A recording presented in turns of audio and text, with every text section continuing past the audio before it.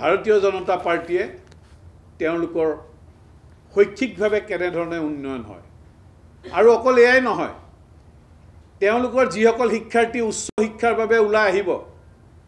তেওঁলোকৰ বাবে 10%কে ওচৰে পাজৰে যিবিলাক কলেজ আছে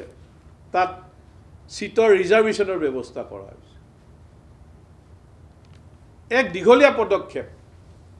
তেওঁলোকে তেওঁলোকৰ অৰ্থনৈতিকভাৱে কেনেকৈ আগবাঢ়িবৰ বাবে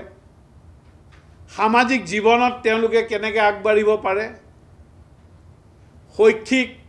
খেলা ধূলা সকলো দিশতে এইখন চৰকাৰে কাম কৰিছে কাৰণ আমি বিশ্বাস কৰোঁ যে মাননীয় প্ৰধানমন্ত্ৰী নৰেন্দ্ৰ মোদী ডাঙৰীয়াই